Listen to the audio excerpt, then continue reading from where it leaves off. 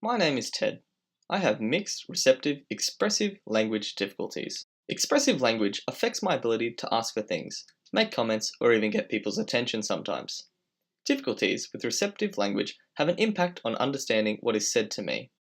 Typically, receptive or comprehension develops ahead of expressive language. I have no issues hearing or pronouncing words, but I struggle to understand and use spoken language, and will continue to do so for the rest of my life. Language difficulties, disorders, or impairments can be developmental or acquired. My language difficulties were noticed quite early by my parents and teachers because I wasn't progressing at the same rate as others my age. The cause of developmental cases of mixed receptive expressive language disorders is an issue that stirs debate. Most research focuses on the broader category of speech and language impairments, or SLI, which involves both language and speech disorders. Recent discoveries by the National Institute on Deafness and Other Communication Disorders, NIDCD, suggest a strong genetic link and have said that 50 to 70% of children with SLI have at least one other family member with the disorder. According to the New South Wales Centre for Effective Reading, approximately 7% of children are affected by language difficulties just like me. It is one of the most common childhood learning difficulties. However, each child with a language difficulty can vary considerably in their abilities. This is because language difficulty is a very broad term that can include all aspects of language. When my parents first recognized my language difficulty, there was great confusion due to the extensive range of possible labels. Consequently, lack of agreed terminology is the cause of many concern for teachers relating to this topic.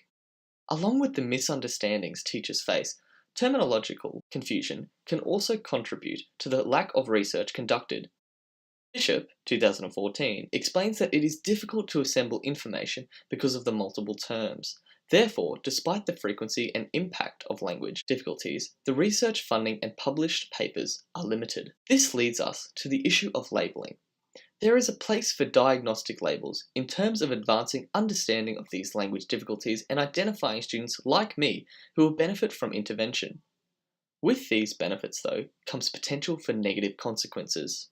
Some of these include too much focus on a label without the consideration of environmental factors, excusing bad teaching, children left feeling inferior, being stigmatized or excluded from various activities, and resources denied to children who are not formally diagnosed. It is generally parents or early years teachers that identify language difficulties in children that can lead to formal diagnosis. Teachers should be aware of verbal language difficulties their students may display, and then use a screening tool such as the grammar and phonology screening test to assess grammatical and/or phonological deficits students may have. When I was being formally diagnosed with a speech-language impairment, a speech pathologist used language assessments such as the Clinical Evaluation of Language, Fundamentals, Australian Standardised Edition. I now require ongoing individualised education planning and sometimes work with Education Queensland speech-language pathologists to develop my language skills. There are many evidence-based teaching strategies that teachers can employ to assist all young Australians becoming successful learners, confident and creative individuals, and active, informed citizens.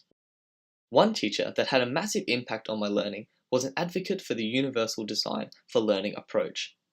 When used appropriately, the UDL framework allows implementation of teaching and learning experiences that cater for and develop all individuals' knowledge and skills. With all this said, my final message for you as students, parents, or teachers is that kids with learning difficulties are just as smart as everyone else, and for us to show our full potential, we just need to be taught in ways that are tailored to our unique learning style.